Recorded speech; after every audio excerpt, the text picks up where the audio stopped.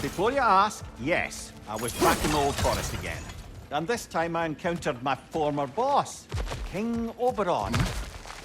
Rather eye-opening, actually. I used to be a true believer for him. Would have done anything he asked. But now I see through all that charisma and feigned wisdom down to the small, hypocritical tyrant I know him to be. Wait till I tell you what he put me up to regarding a particular magical flower. You wish to tell a story of your first master. Aye. Seems to be the very story Valhalla has me reliving, in fact. Oberon fancied himself a romantic, you see. Always claimed that love was more important to him than anything. One time, he led his entire entourage on a journey to attend the wedding of some duke or other, near your old neck of the woods. The groom, this lordly prick, had conquered a warrior queen and was marrying her as part of terms for peace.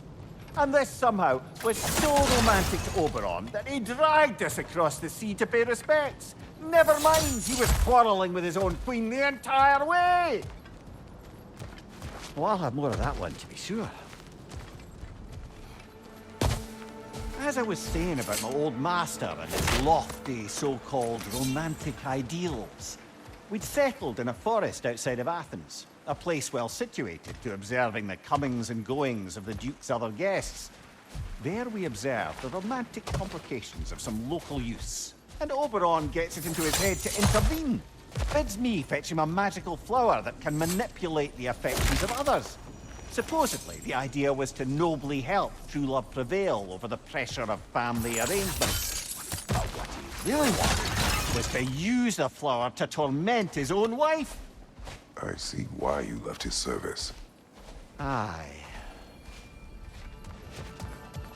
Brother, while I'd love to say I left Oberon's service as a matter of principle, the truth is, it was much more a question of pride. If he'd simply shown me more appreciation, who knows how long I might have tolerated his evils. I certainly tolerated plenty from my subsequent employers before I could take no more. If I'm being honest, I was only too happy to offer my complicity in Queen Titania's humiliation. What did you do? I caused her to fall in love with something preposterous. An actor. Your old master. He had you make his wife fall in love with another. Aye, temporarily by use of this magic flower. Though now it's clear to me the flower's effect isn't love exactly, but a kind of obsessive devotion that is too often mistaken for love.